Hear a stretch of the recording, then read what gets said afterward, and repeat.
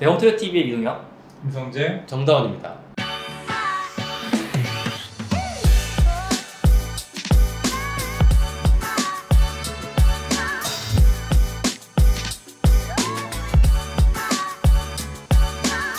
네, 2019 월간 홈트리오 6월호 세 번째 모델 발표되었습니다. 총 38평으로 저희가 구성을 했고요. 4인 가족 기준으로 설계가 되어졌습니다. 따스한 봄의 감성을 담다라는 테마로 귀결했고요.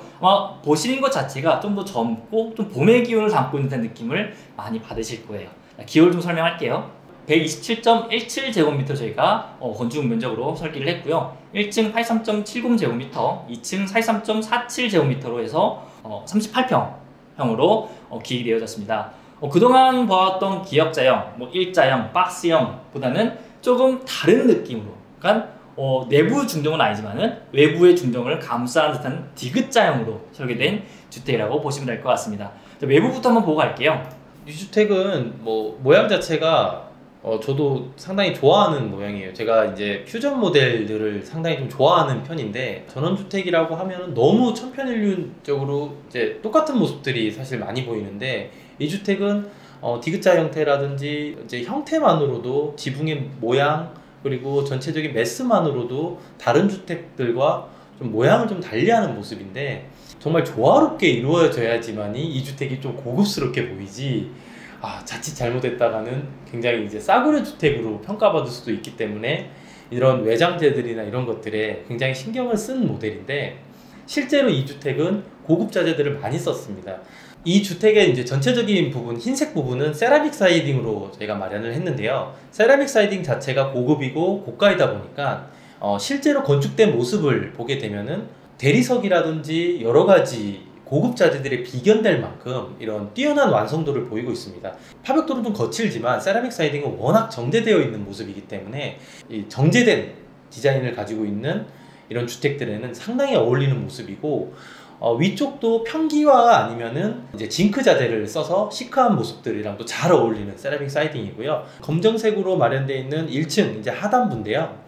이쪽은 세라믹 사이딩을 쓰기보다는 검정색 파벽돌을 써서 금액을 조금이라도 세이브를 시켰습니다. 그래서 흰색과 검은색 이 투톤 조합이 이 주택의 가장 큰 매력이지 않을까 싶습니다. 그리고 창호 또한도 블랙 래핑을 했기 때문에 세련된 모습을 띠고 있는 점도 저는 상당히 좋아하는 모델입니다.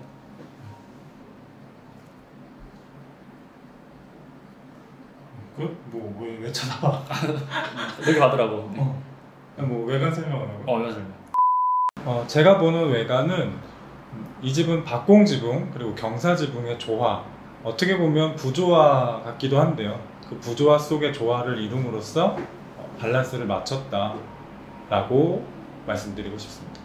전체적인 제가 이번 설계를 디자인할 때 이 디귿자형, 그러니까 평면이나 디자인 자체는 되게 한국스럽지만은 외형이 느껴지는 이 이미지는 일본풍으로, 요즘 일본 때문에 좀 말이 많긴 한데 일본풍으로 좀 느껴지기 하기 위해서 많은 노력을 했어요. 그래서 지붕 형태, 지붕 고나 또 외장재도 벽돌이 아닌 세라믹 사이딩을 적용했던 이유가 바로 그런 이유에서 저희가 적용했다고 보시면 될 것 같아요.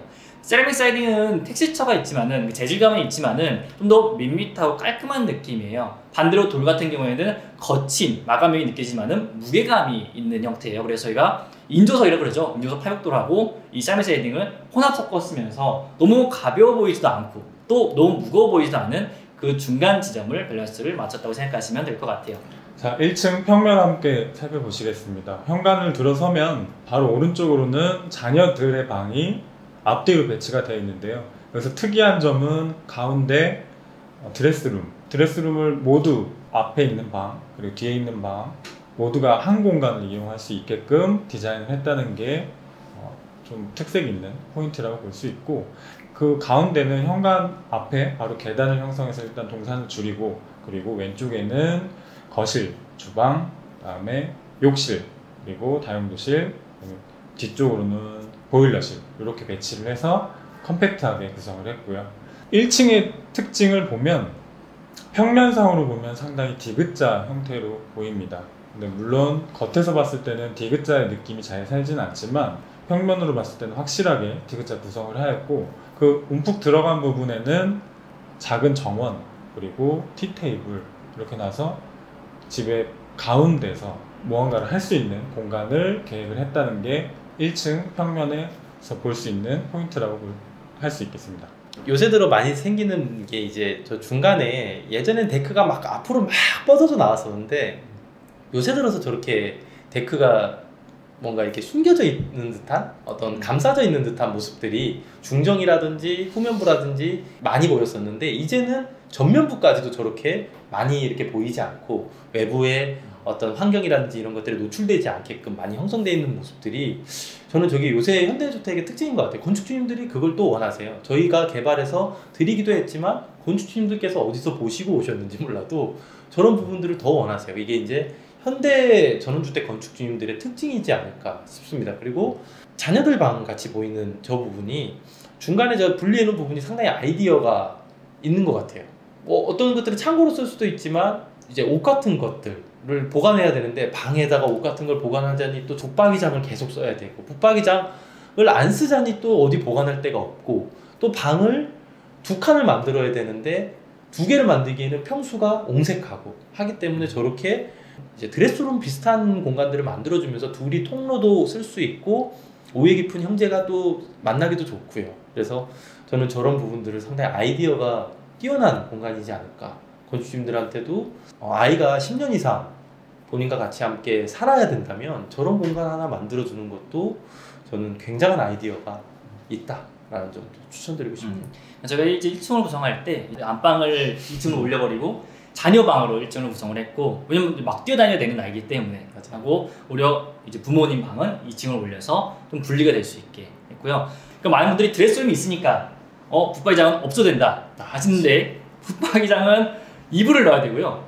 드레스룸은 옷을 넣는 이제 공간이죠. 그러니까 달라요. 그래서 방에 조금이라도요 한 짝짜리나 두 짝짜리라도 좀 이게 있어야지만이 아마 수납하는 공간, 이불 같은 것들이 아마 쑥 들어갈 거예요.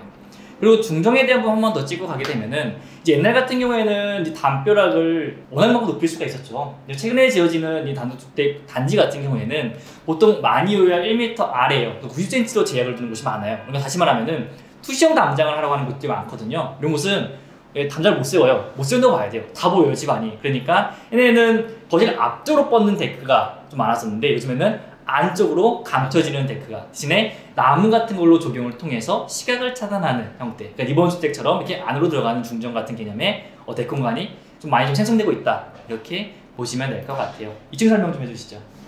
자, 2층을 한번 살펴보시면 계단 올라가서 좌우로 분리 배치를 했다. 이렇게 쉽게 설명드릴 수가 있을 것 같고요.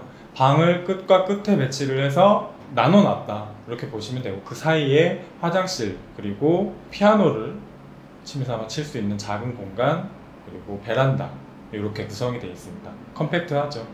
2층 같은 경우에는 많은 분들이 어떻게 구성하지? 뭐 남는 공간 어떡하지 하시는데요. 솔직히 계단 올라가서 화장실하고 방 빼면요 거의 없어요. 네, 면적을 줄일 수 있는 요소들은 다 집어넣는다 생각하고 만일 내가 공간이 좀 부족해서 가족실이 필요하다 그러면은 발코니 대신에 가족실을 구성할 수도 있는 형태라고 보시면 될 것 같아요. 50평 미만의 주택 같은 경우에는 사실 2층으로 만약에 뭐 어떤 유틸리티룸을 형성을 한다 뭐 여러 가지 또 옵션들을 설치를 한다고 한들 솔직히 말씀드리면은 초대형 평수가 아닌 이상 1층에 많은 유틸리티가 있는 것들이 좋습니다. 2층에 방을 두는 이유가 그거예요. 방을 두지 않으면 2층에 올라오지를 않습니다. 건축주님들께서 사용을 해보시면 아시겠지만 내가 꼭 쉬고 가야 될 곳에 많은 시간을 투자를 하기 때문에 2층에 방을 두는 것만이 2층의 활용도가 가장 높다라는 점 말씀드리고 싶습니다. 뭐 가족실 두고 유틸리티룸 아무리 두셨는데 사실 1층 거실에 있는 경우가 상당히 많았거든요. 그만큼 현대인의 삶은 거실 주방 위주로 많이 되어 있고 2층은 역시나 필요에 있어서 가는 공간이다라는 점 또 결정적으로 말씀드리고 싶네요. 네, 총평하면서 마무리해야죠. 이 주택은 일본 느낌을 살린 그리고 재해석한 그리고 조금 더 발전시킨 느낌의 주택이라고 말씀드릴 수 있을 것 같습니다. 건축인이 아닌 일반 건축주님들께서 이런 지붕이 혼합되어 있는 형태를 상상하기가 사실 힘든데 상상을 해서 가장 조화로운 모습이 이 주택이 아닐까 싶습니다. 그래서 이 주택을 평지붕도 아니고 박공지붕도 아니고 내가 아직 결정지지 못하신 분들께서는 이 주택을 먼저 한번 보시고 결정을 한번 하시는 것도 나쁘지 않을까 그런 생각됩니다. 일반적으로 이제 뭐 직사각형이나 박스형 이런 주택들 좀 실증난다 하시는 분은 이번 주택평면 구성 좀 자세히 보시면 좋을 것 같습니다. 디귿자형이 흔하진 않잖아요. 네, 진짜 저희도 많이 해본 적이 없어요. 특히 30평형에서 디귿자형 구성한다는 게 어찌 보면 그동안 어려운 현실이었는데 어쨌든 간에 구현이 되었기 때문에 많은 이 부분을 아이디어적으로 참고하셨으면 좋겠습니다. 네, 오늘 월간 트리오 이후로 세 번째 모델은 여기까지입니다. 감사합니다. 네, 이 영상이 도움이 되셨다면 구독과 좋아요 눌러주세요.